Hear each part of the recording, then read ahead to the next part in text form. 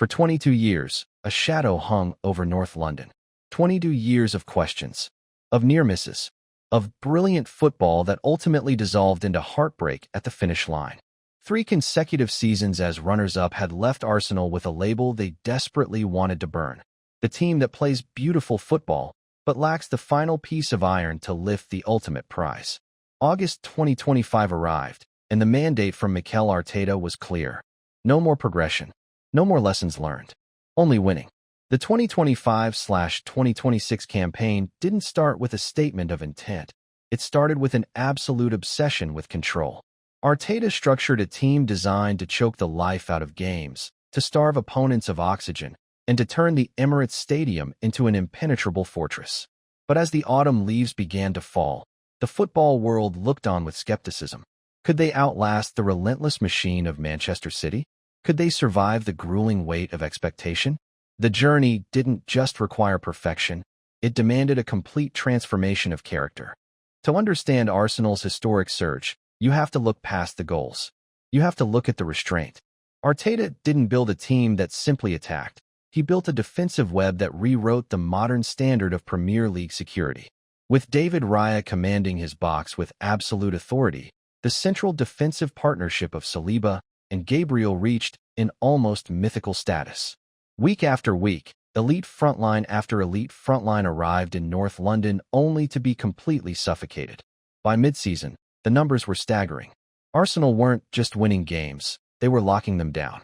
A thumping 5-0 victory against Leeds United showcased their offensive explosive power, but it was the gritty, clinical 1-0 and 2-0 victories through the winter months that proved this version of the Gunners was molded from a different steel. Up front, the burden of creativity was shared. New tactical fluid dynamics saw Viktor Gyökeres emerge as a powerhouse, leading the line and finishing the campaign as the club's top scorer with 21 goals across all competitions. Alongside him, Bukayo Saka's maturity and Kai Havertz's clutch positioning turned Arsenal into a multi-headed monster. They took the lead in the table, and they refused to look back. For 238 days, they sat at the summit of English football, absorbing the pressure, weathering the storm, and daring anyone to knock them down. Spring brought the ultimate test of nerve. In April, a dramatic, heartbreaking 2-1 defeat at the Etihad Stadium against Manchester City threatened to unravel everything. The ghosts of seasons past began to whisper. The media coverage blared the same old narrative. Are Arsenal choking again? But this squad was entirely immune to the noise. Instead of collapsing, they responded like true champions. They locked down. A clinical 1-0 win over Newcastle. A masterful 3-0 dismantling of Fulham. And then, the high-wire act of May 10th at the London Stadium. A grueling, suffocating 1-0 victory over West Ham that pushed them to the absolute brink of glory. Then came mid-May. A date etched forever into the folklore of the club. Arsenal stood on the precipice, watching from afar as Manchester City traveled to Bournemouth. The math was simple, the tension unbearable. When the final whistle blew in Bournemouth, confirming a 1-1 draw for City, the mathematical reality settled over the footballing world. The 22-year drought was over. Arsenal were officially the champions of England. The concluding match at Selhurst Park against Crystal Palace wasn't a tense battle. It was a 2-1 victory lap. When the trophy was finally hoisted into the air, the collective release of 2 decades of frustration echoed far beyond North London. Mikel Arteta had delivered on his grand promise. The Premier League belonged to the Gunners. But the story of the 2025/2026 season wasn't destined to finish in celebration. True epics require a tragedy. Just days after conquering England, Arsenal arrived in Budapest with the chance to achieve the ultimate immortal status, a historic domestic and European double. Standing in their way were the reigning champions of Europe, Paris Saint-Germain. The match began like an absolute dream. Just 6 minutes into the game, a deflected loose ball fell into the path of Kai Havertz. With nerves of absolute ice, the German forward burst through the PSG backline and rifled the ball into the roof of the net. 1-0, Arsenal. The traveling fans erupted. The double felt real. But Paris Saint-Germain are champions for a reason. Driven by an inspired desire Dewey and the relentless movement of Kvicha Kvaratskhelia, the French giants began to wrestle back control of the pitch.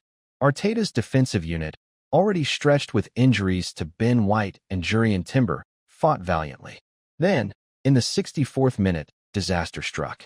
Young defender Christian Mosquera, filling an out wide, was caught out by a brilliant run from Kvaratskhelia, conceding a costly penalty. Ousmane Dembele stepped up, coolly rolling it past David Raya. One-ish. Parity. For the remaining minutes of normal time and the grueling, exhausting 30 minutes of extra time, both teams traded blows like heavyweights.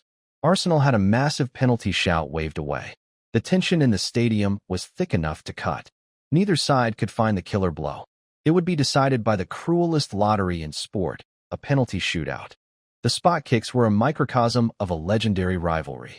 Gyökeres scored. Rice scored. Martinelli scored. But a heartbreaking miss from Eberechi kept the pressure mounting. David Raya did what he had done all season, saving Nuno Mendes' penalty to keep the dream alive. But then came the final, decisive moment. Gabriel Magalhaes stepped up to the spot. The pressure of the football whirled on his shoulders.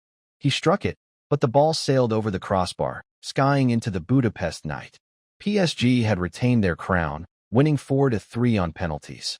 The European dream was shattered in the most agonizing way possible. The players collapsed to the turf, the devastation clear on their faces. The continental double had slipped through their fingers by mere inches. But as the dust settles on the 2025/2026 campaign, the true magnitude of what this Arsenal team accomplished cannot be dimmed by a penalty shootout. This was the season they became the first club in history to spend 100 consecutive seasons straight in the English top flight.